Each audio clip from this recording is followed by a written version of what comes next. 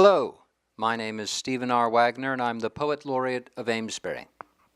I was recently lucky enough to have myself and my poetry featured at an event at the Senior Center in the city of Amesbury. At the end of the evening, I read a speech that I had prepared, along with a few poems. I'm going to read that speech to you this evening, as it resonated with a few people, and I feel that it pertains to the larger series that we are presenting here. The speech went as follows. Thank you all very much for coming tonight. I must admit, while I am greatly appreciative of having a night dedicated to my poetry, I'm a little embarrassed by it as well. I am used to, as the Poet Laureate, primarily presenting and hosting and sharing with you the works of others, but I am very pleased and grateful to have had this evening, which focused on my works of the last 10 years. I rarely get to hear anyone else interpret my own work, as it is usually my own voice practicing the draft poems that I have heard. For, as those of you who know my style are aware, all of my poems are born aloud. It is only aloud in the air before me that I may catch, fix, and repair these poems in their formative stages. It is only when the work is said aloud that I may truly check and test the weight, content, and pacing of the lines. It is only when the words are said aloud that I may accurately gauge the occasional hard and soft end rhymes which come and go as needed. It is only when stated outside myself to the air that I may feel the full impact of the words, and thus it is impactful to hear these poems come out of the mouths of others. I would like to thank all of our many readers tonight. You have done an excellent job and have made this night possible. Thank you to all of my family and friends. Thank you to all of my cohorts at the Whittier Home and at the Amesbury Cultural Council. Thank you to the local business owners whose enterprises I have worked to capture in my verse. Thank you to our many and varied exemplary local poets who were kind enough to read my works this evening. Thank you to the very mayor of Amesbury himself, who helped start off the evening, and thank you, last but not least, to Lainey Senechal, the first Poet Laureate of Amesbury, who organized this entire night, and who both did and does so much to help keep me in my term as Poet Laureate afloat. Thank you. I would like to return for a moment to the subject of hearing one's own work aloud, especially in a public forum. It is very exciting. It is exciting because to hear one's own words aloud authenticates and affirms their worth. It gives those words an authority that the author of those words may not, at least not all on their own. One thing that some of you may not know about me is that I am somewhat of an outsider artist in the world of writing. Though I am the Poet Laureate of Amesbury, I have never been published professionally. Though I have entered dozens and dozens of literary contests of all shapes and sizes, of all flavors and varieties, I lost every single one. Based on my own experiences of losing all those contests, I have never bothered to send off my work to a proper agent or publisher for review. I have published all of my books independently. I choose the content and take the photos for their covers. I write the forewords and the afterwords, and I edit them, though I am careful to get extra sets of eyes on larger works. I even, in the case of my novel and my book of short stories, wrote the reviews on the back. But do not worry. In order to make this reasonable, I gave the books all middling reviews at best.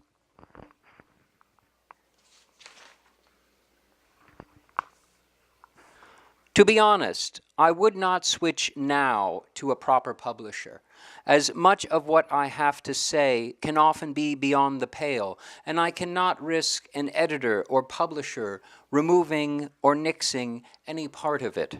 For one of the things that I do is to insert small, sometimes hidden notes for my children and my close readers, that they may find them when they are grown and wish to speak with me.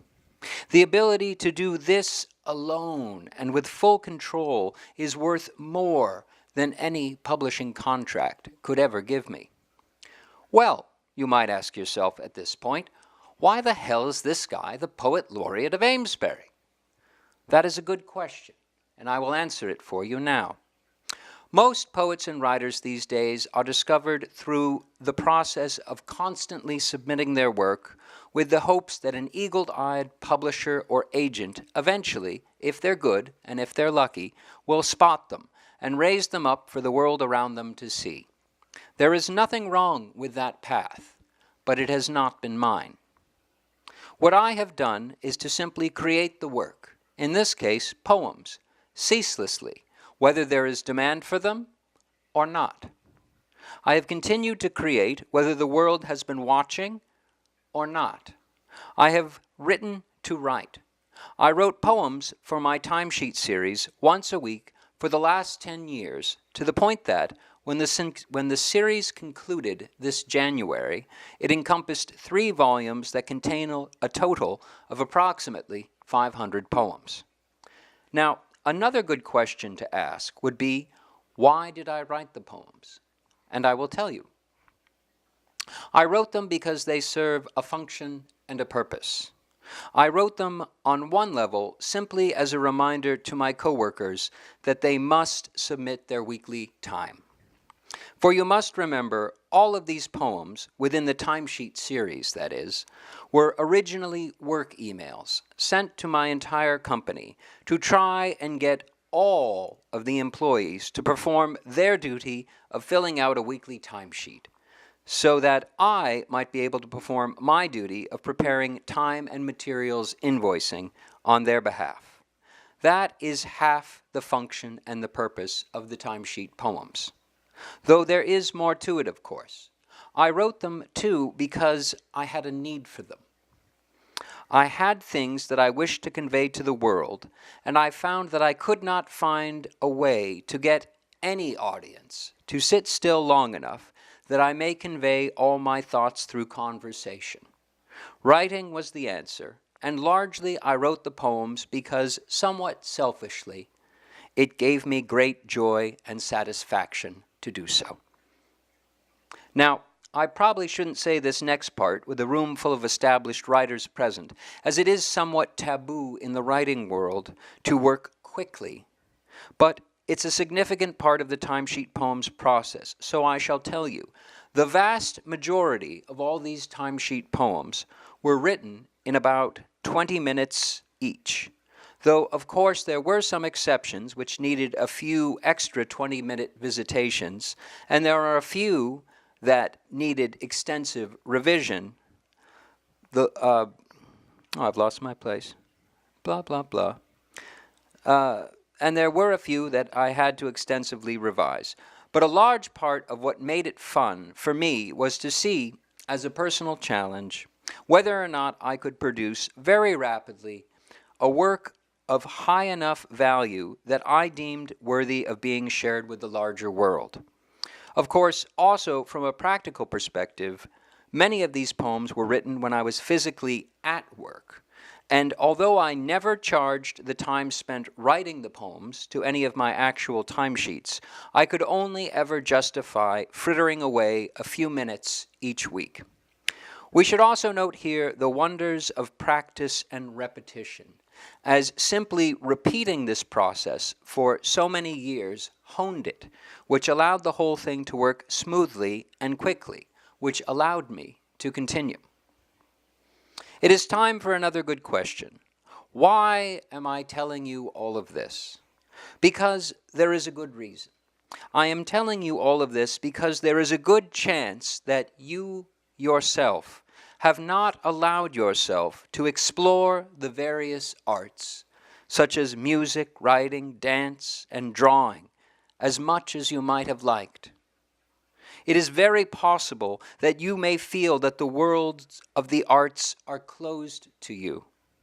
It is also possible that you might feel that you are too old or too young, or that there is simply not enough time, or that you don't possess enough talent or skill to do whatever it is that you have wished to explore. I am simply here to tell you gently that you are wrong.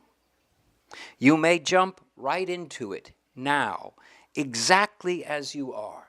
And I cannot overstate the joy and satisfaction that you may attain from simply participating. I will tell you, I am not a very good ukulele player, but I pick it up every day now for about 15 minutes, and I practice, and it is remarkably fun. Do not exclude or bar yourself from the simple joys around you. Now, I still haven't explained how I became the Poet Laureate. I will elaborate on that now. 3 years ago, the Amesbury Cultural Council, in conjunction with the Whittier Home, first established the position of Poet Laureate and sought a candidate to fill it. I applied and was called in to interview. Unfortunately, I came off as a bit of a nut, as I sometimes can be a bit of a nut, and I did not get the post. At the time, I was disappointed, but in hindsight, it worked out well that I did not get the appointment then, as Lainey Seneschal received it. Lainey, in addition to being an excellent poet and graphic artist, has a tremendous sense of organization and outreach, along with deep ties to the local arts community. She made an excellent first Poet Laureate and did a great job in establishing long-lasting relationships throughout Amesbury, as well as setting up a solid general framework for the post. I would have struggled with such things, and so I'm glad that I wasn't the first. Lainey's term as the Poet Laureate concluded at the end of 2018, and I applied then again for the position. Once again, I was called in for an interview, and this time I was a little more calm and collected, but I was direct. And I told the committee how I write need-based poetry, and that if I were appointed to be the Poet Laureate, I would write poems to commemorate the treasures and events of the town. And that would be, as that would be part of my duty. But as I explained to them at the end, if you don't appoint me to be the Poet Laureate, I'm probably not going to bother to write any poems about the town. And I closed with, think of all the poems that won't be written. Well, I got the post, and here we are today. Whatever I have attained, you may attain too, and more. Don't forget that. Now, I'd like to finish off the night with a few quick poems. When I was initially applying for the Poet Laureate position, I wrote a poem about it. Then I wrote another poem the following week when I didn't get it. Now, you have to remember, I was a little salty at the time that I didn't get it, but I don't feel that way anymore, and we've come a long way since then. I just think it's fun to peek back now at that particular moment in time. Lastly, I'll conclude with the poem I wrote after I applied for the position the second time, when I had just received news that I did, in fact, get appointed. Here is the first poem. Monday, October 26th, 2015. I recently had an interview to be considered for the post of Poet Laureate for the city that I live in. I won't know the results for a week or so, as the committee needs time to deliberate. I won't likely get it, though.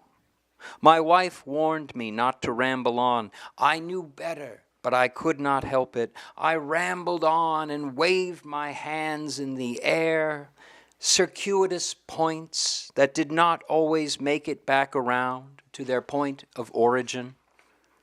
But I was at least sincere, and I told them truths, one of which I will share with you now.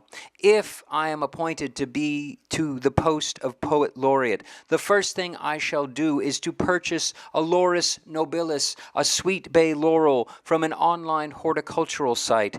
Hopefully, it shall grow rapidly under my care, that I may eventually cut sprigs from it and fashion them into true wreaths. For the winners of the contests I shall hold an ancient crowning of warriors and poets, a return to the timesheets of old.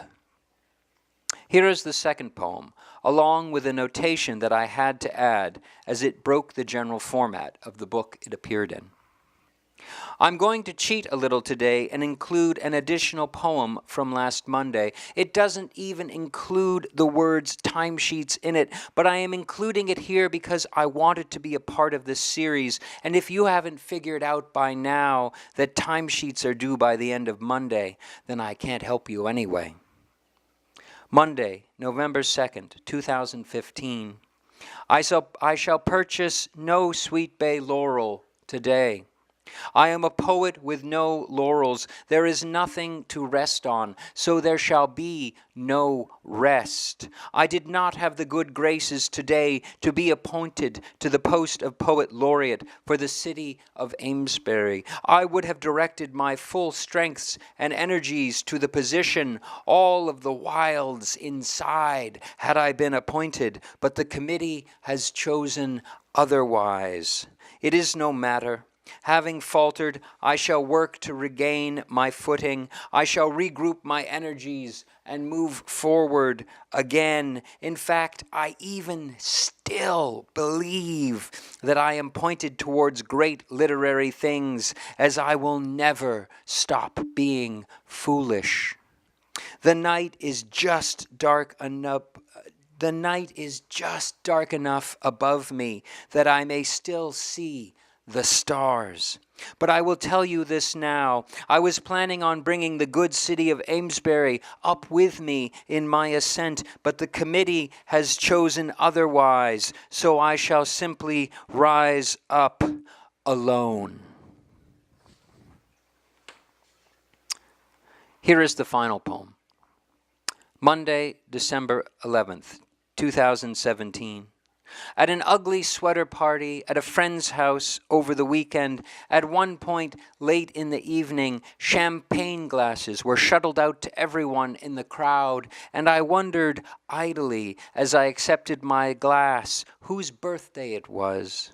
But then our hostess gathered everyone's attention and to my great surprise toasted me. For you see, all those ugly sweaters could not belie the beauty of my friends inside them. By the good graces of the Cultural Council, I have been appointed to be the next Poet Laureate for the city of Amesbury, and I do not plan to disappoint the good people of Amesbury. And no, my dear friends, in the early hours of January 2018, as the city turns 350 years old, we shall rise with a sun of gold, carrying the city and the surrounding towns with us. We shall uphold the tenets and tenants of the town. Shredded timesheets shall pulse through the air. Rhythms will roll through the streets. Stanzas will sing from the streams, and metonymy will whisper from the mouths of the rivers. Then onward to the sea, we shall bring poetry to the masses, that they may see it and join ranks with us. This concludes the recitation of my speech from the event at the Senior Center. Now, on to the poems from the first volume, which I am due to read as part of this video series. Today I'm going to continue read poems from my first collection, which is entitled Timesheets, a Collection of Poems.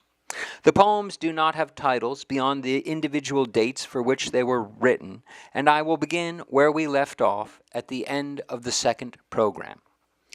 You are watching Stephen R. Wagner's Collected Timesheets, Volume 3, dissolving into an entirely different cat altogether.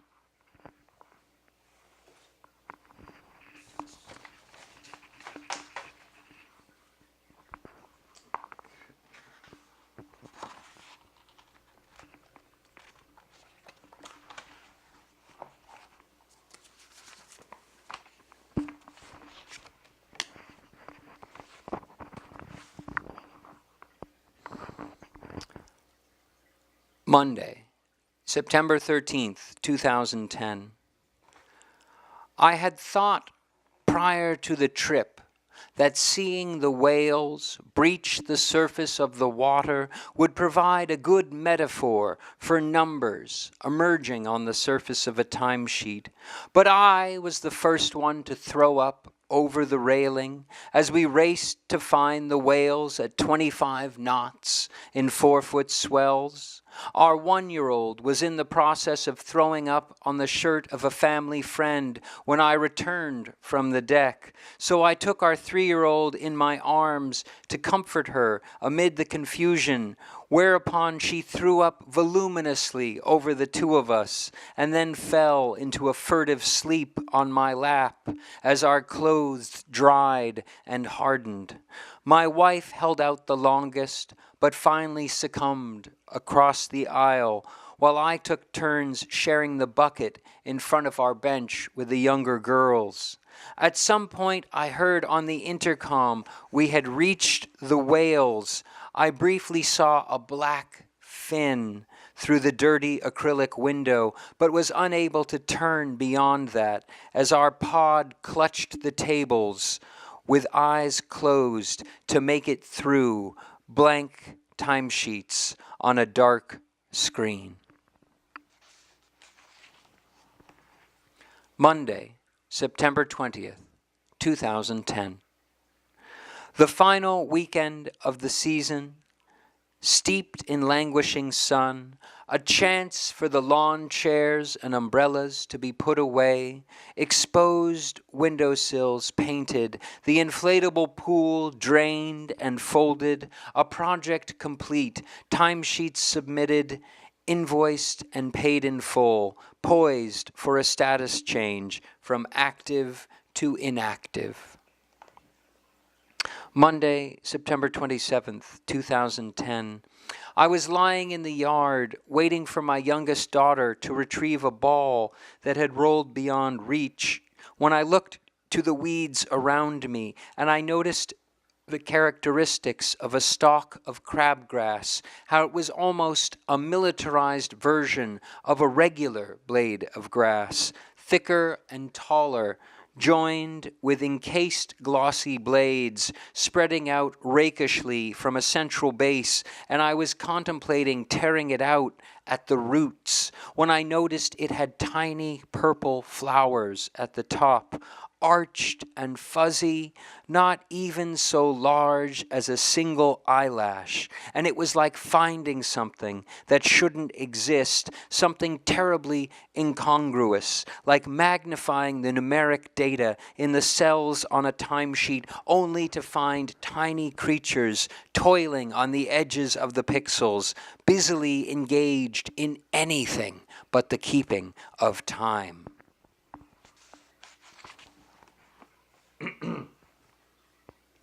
Monday, October 4th, 2010. Although it is likely that the days have dimmed gradually and consistently, losing light incrementally, it does not feel so. Rather, it is as though the brightness and contrast of the monitor and the day had suddenly been reduced to almost nothing, making the timesheet on the screen nearly indiscernible. Monday, October 11th, 2010. Having begun to wander from the camp down a path in the dark, I looked up to the night and saw that the midsections of the trees above me were illuminated by a white light cast from a lantern back at the site. Small, ovular, deciduous leaves, like flattened pears that had not yet fallen, caught the light 20 feet above me and glowed ghostly white against the black backdrop of the upper canopy, like small warped zeros, electric white, suspended in the heart of a pure black timesheet. Monday, October 18th, 2010. It is only now, at the height of fall, that I am able to fully appreciate the season. Though the light of early mornings and late afternoons has been taken from us, we are compensated with bursts of windy light at the heart of days, a briskness that passes over the timesheets, making the numerals stand out in relief. Monday, October 25th, 2010.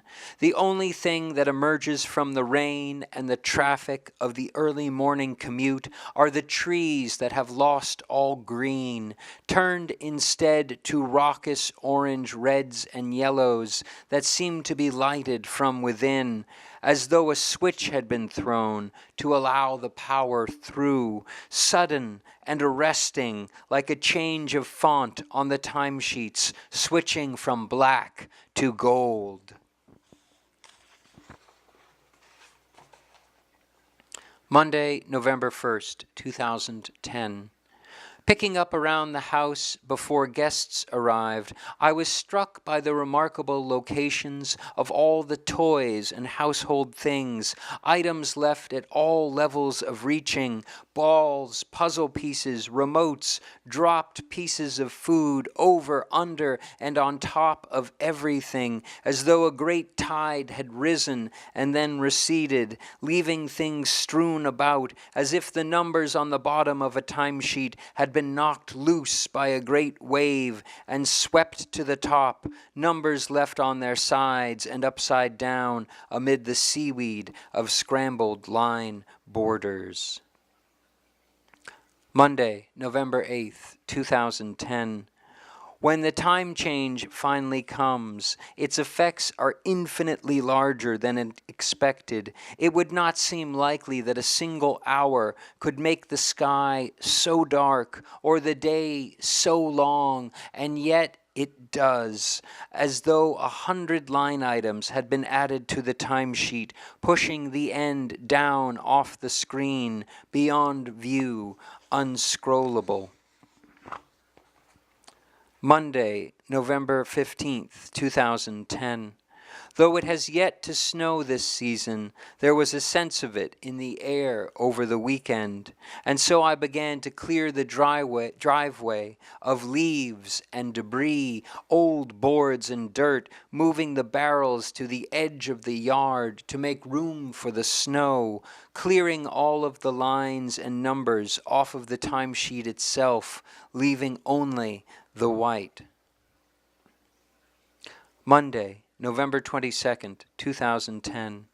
This fall I surprised the uncut grass and fallen leaves by not allowing them to become encased in the season's first snow, but rather I mowed everything to tiny pieces in the mid-November air, cutting all of the old overgrown projects and line entries off of the sprawling timesheet, leaving only the core group of new live growth hours beneath.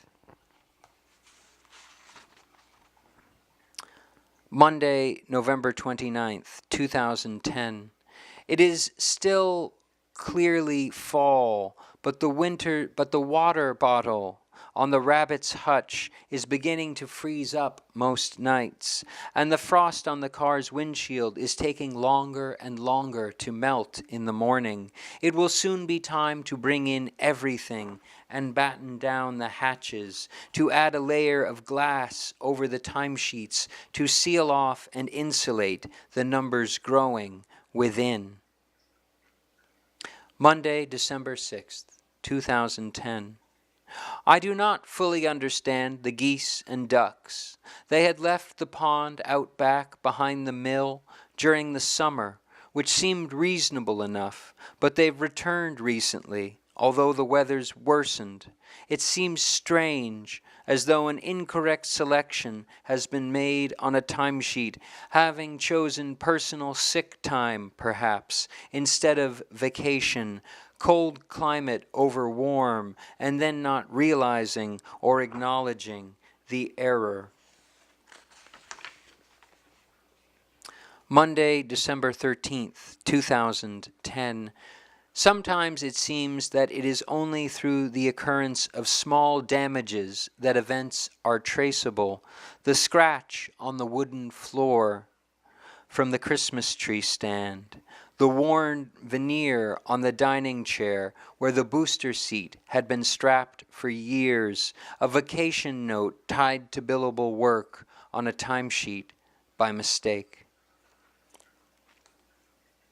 Monday, December 20th, 2010.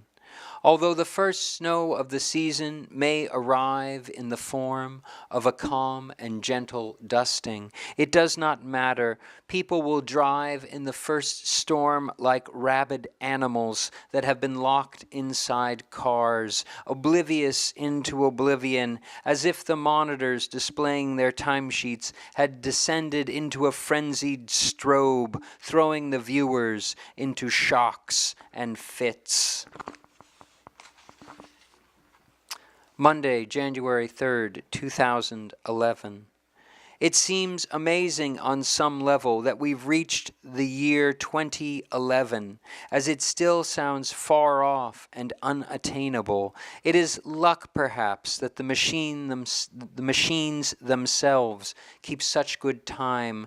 As the software advances the current timesheet to the next year, to the next week and the next year, regardless of where the user stands. Monday, January 10th, 2011. The buildings on a PowerPoint slide of the city rise in an aerial view like red, gray, and brown iron shavings that have been drawn upwards, magnetically charged against the black backdrop of the water around them, coaxed towards the sky as though the numbers on a timesheet had been commanded to stand up, and did. Wednesday, January 19th, 2011. Looking out the office windows to the pond below before the snowfall had turned to rain, I was surprised to see how large the snowflakes could be. I had forgotten the range of snow and the possible contrast, like seeing a 12-hour day on a timesheet that normally holds 8s. Monday, January 24th, 2011. On the one hand, perhaps, it's simply been a little snowier and colder than usual, but on the other, at some deeper level, it feels like we might be getting a glimpse of a fundamental shift in the nature and severity of weather itself, as though watching the characters and numerals on the timesheets before us briefly change to some entirely other, unintelligible script and then return, pulsing in and out of coherence. Monday, January 31st, 2011. The front porch has disappeared into the snow while slush piles press against the house and ice dams force water under the shingles like bamboo under a fingernail. The yard has been consumed by white space, as though a single-sided timesheet flipped over to reveal the blank underneath. Monday, February 7th, 2011.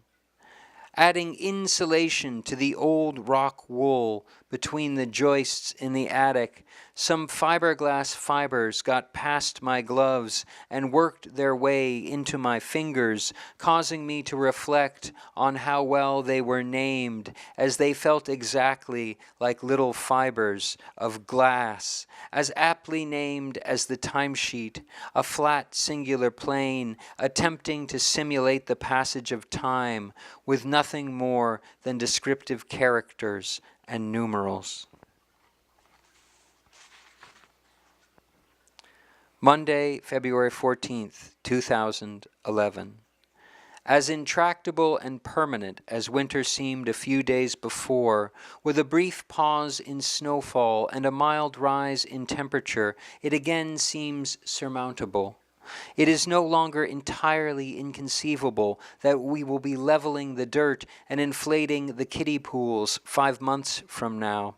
A season shift with the possibility of different projects and entries on the timesheets to come. Monday, February 21st, 2011. As I went down to return some tools to the basement, my daughter called to me through the cat door within the larger door at the top of the stairs. She said, "It's not going to last forever, you know." I turned to see her small face pressed against the cat door and asked, "What's not going to last forever?" "The world," she said. I couldn't help but laughing. Perhaps, I thought, but for now at least, there are timesheets to be entered and entries to be submitted. So it goes. Monday, March 7th, 2011. On the eve of an extended staycation, having been sick all week, it was unclear how I would muster the energy required for the major renovations due to start the next day. In the end, I made the bed and began to tidy, picking up scattered items throughout the house. When I paused and took stock of things, I realized that I was sick, but that I was ready. It turns out that when you turn the stereo to 25, you can feel it in the very timbers of the house. The timesheet entries become simple: work, work, work, work. Monday, March 14th, 2011. With the sprawling chain of natural and unnatural disasters writhing across the ocean, I crouched in my basement wearing goggles, gloves, and a respirator, and labored to apply heavy oil-based stains evenly. I was surprised to hear a single goose heading north call out from far above the bulkhead doors. Spring, it seems, would come regardless.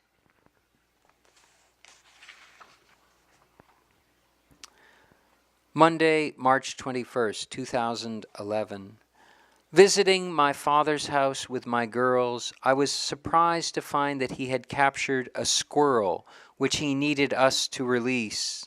Unsure where to go, we brought the squirrel home to our own house and released it in the backyard. It disappeared across the yard, a gray blur into the trees. I quietly wondered if this squirrel, having broken into my father's house, had become militarized and would be more likely to break into my own. A strange gray entry on an odd timesheet. Monday, March 28th, 2011. We keep an old shelter rabbit in the basement during the winter. Tonight, perhaps, we will bring him above ground for the season to the larger hutch in the yard with the fenced-in run. We've placed a plank that leads from the hutch to the ground, but the rabbit is too timid or old to use it. We must remember to lower him to the yard and return him at night, a daily task, the filling out of his timesheet with notations that spring has truly begun. Monday, April 4th, 2011. Merging onto the highway in the morning, during the final snowstorm of the year, I encountered a convoy of enormous trucks fitted with giant plows like baleen, blue electric whales moving slowly in staggered formation along the lanes, like dinosaurs forced into migration, creatures at the end of the film returning to Monster Island, all time entered, all submissions complete. Monday, April 11th, 2011. We hauled 8 30-gallon bags of leaves to the town compost site, and the joke was that the yard didn't look any better, but we'd broken ground, sprinkled milkweed seeds, and buried an echinacea taproot to summon the butterflies, as though submitting a proposal to nature, bidding on a prospective job. In the fall, perhaps, we will mark our timesheets with the births and launchings of monarchs. Monday, April 18th, 2011. The bottom of the fire pit rusted away during the winter from the moisture held by last year's coals, but it's sound enough to still contain fires, allowing us to burn the old fence pieces we couldn't sneak into the trash, clearing the yard of old projects, old time entries on old timesheets from the past. Monday, April 25th, 2011. As a last-minute detail, before the children came downstairs, I dipped a stuffed animal's paw into foot deodorizing powder and made tracks leading up to the loot, tangible evidence, a mark on our timesheet indicating the passage of mythical creatures. Monday, May 2nd, 2011. It turns out that there is a place in Newburyport that inspects motorcycles until 3 p.m. on Saturdays. I made it and finalized the paperwork of legitimizing the tiniest motorcycle, or perhaps the largest moped, I had ever ridden. While I waited in the shop for the inspection, I asked if they worked on small bikes like these, and the owner said, "It depends," and dragged out the words in a funny way. I knew in a second that he had nothing but contempt for the bike, but he did not know the joys of the discontinued, company extinct, 2010 Fly Scout 110cc motorcycle produced by the fine folks at the Yingjiang Motorcycle Group in mainland China. He did not know that an awesome timesheet adventure of incalculable proportions had just begun. He was a silly man. Monday, May 9th, 2011. What is miraculous is that our elderly shelter rabbit, who had a miserable personality when we first got him a few years ago, has changed, due in large part to my youngest daughter, who feeds him prodigiously and sits with him in his pen. Many mornings when she wakes up, she points to the window and says emphatically, "Bunny, bunny, bunny," until we take her out. The bunny has responded. He runs to her and sits patiently while she works at petting him. It has been tremendous to witness a massive restructuring of intransigent lockdown timesheet entries, moved and transformed at a higher administrative level. Monday, May 16th, 2011. Halfway through the process of making a periscope for the fort, I am reminded of all the complexities, all of the trial and error of renovating from scratch, a process in which success seems implausible at best for a tremendously long period of time until suddenly it's imminent. And I know, even though I don't know it yet, that we'll soon be able to peer from the first floor to the second to scan the yard for both friend and foe from one timesheet to the next. Monday, May 23rd, 2011.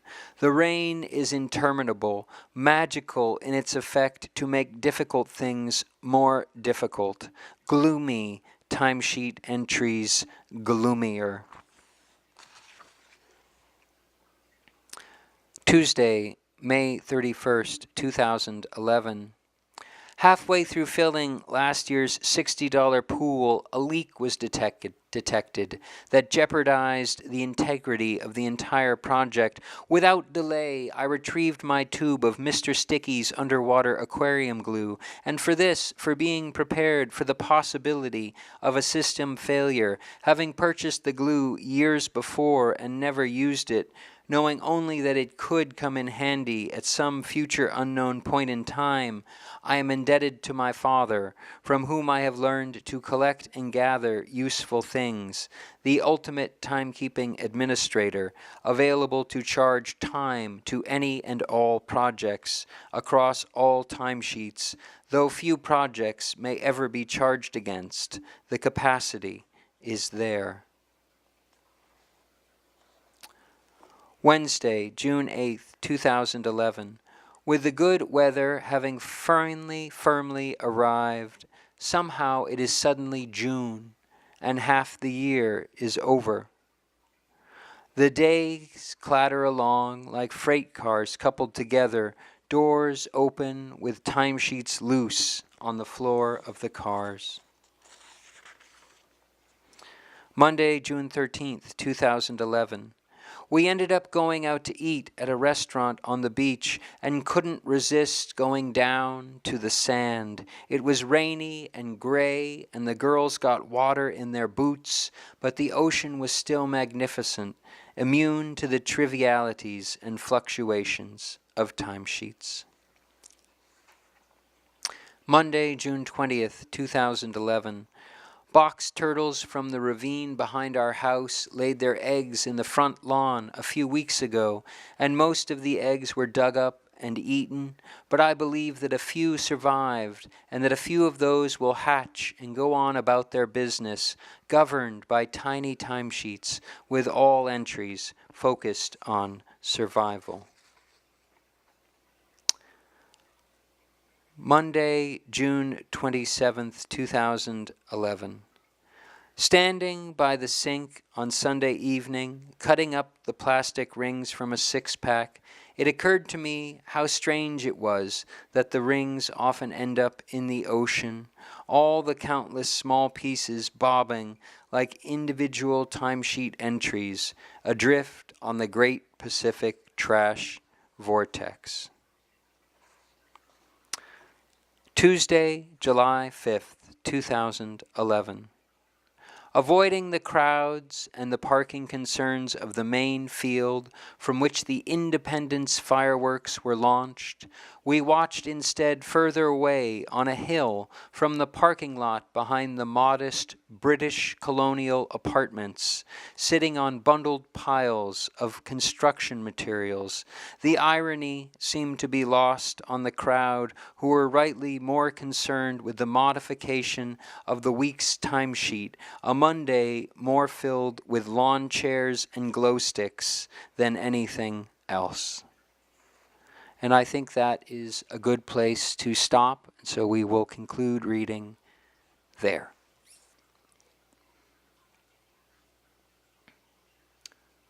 Okay, we're now going to do something different.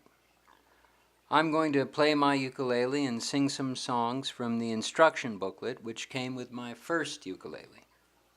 I am not performing and singing for you because I am particularly good, but rather I am performing for you because I am not particularly good. That's the point, which brings us back around to what we discussed earlier. I am going to play because I enjoy to play, and I wish to remind you to play as well. As Alan Watts liked to say, the point of dancing is not to reach a particular spot on the floor. The point of dancing is to dance. So this first song is called Down in the Valley, and it's an old American folk song. All of the songs in this booklet are old and often of murky origins, which places them all in the public domain, and that allows us to play them here. So, here we go. Down in the valley, valley so low, hang your head over, hear the wind blow, hear the wind blow, boys, hear the wind blow. your head over, hear the wind blow.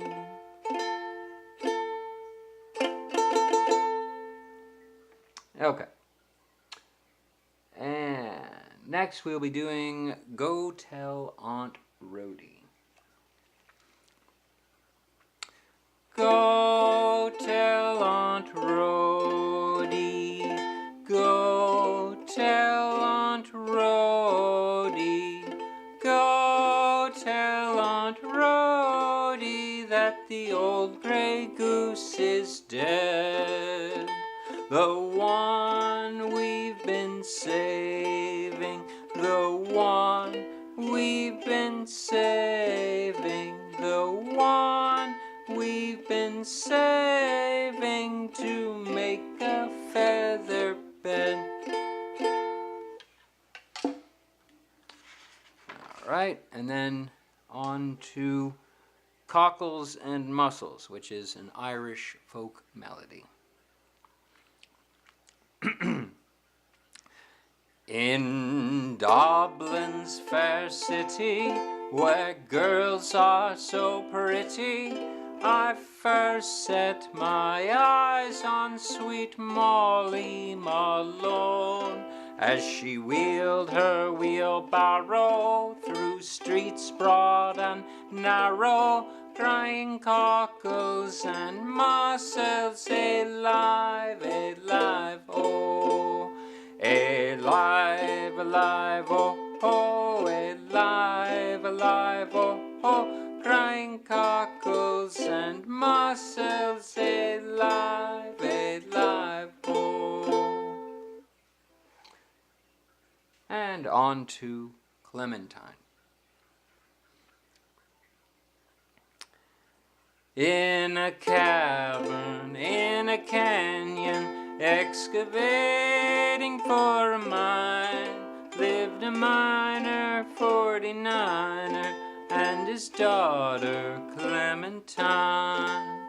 Oh my darling, oh my darling, oh my darling Clementine, you are lost and gone forever, dreadful sorry Clementine.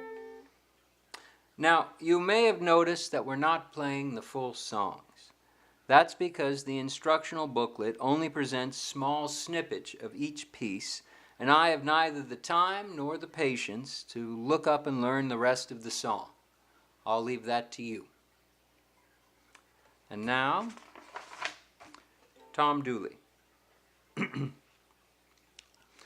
Hang down your head, Tom Dooley. Hang down your head and cry. Hang down your head, Tom Dooley. Poor boy, you're bound to die.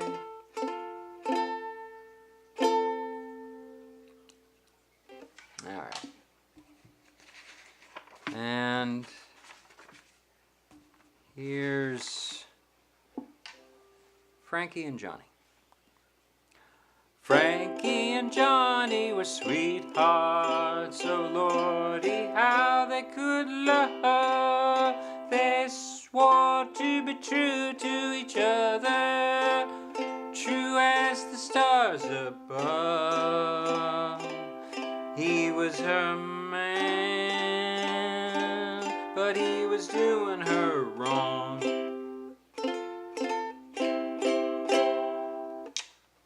All right. And then last but not least for this evening, a snippet of Little Brown Jug. My wife and I live all alone in a little brown hut we call our own. She loves gin and I love rum. I tell you what, don't we have fun? Ha ha ha.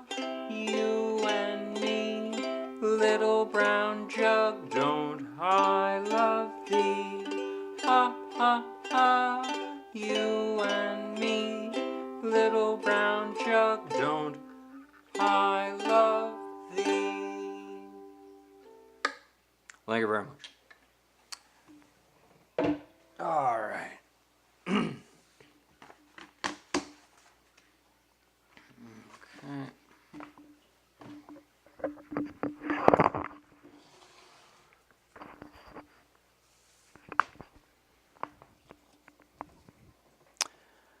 This concludes today's program. You have been watching Stephen R. Wagner's Collected Timesheets, Volume 3, Dissolving into an Entirely Different Cat Altogether. Today's reading covered pages through. Thank you, and good night.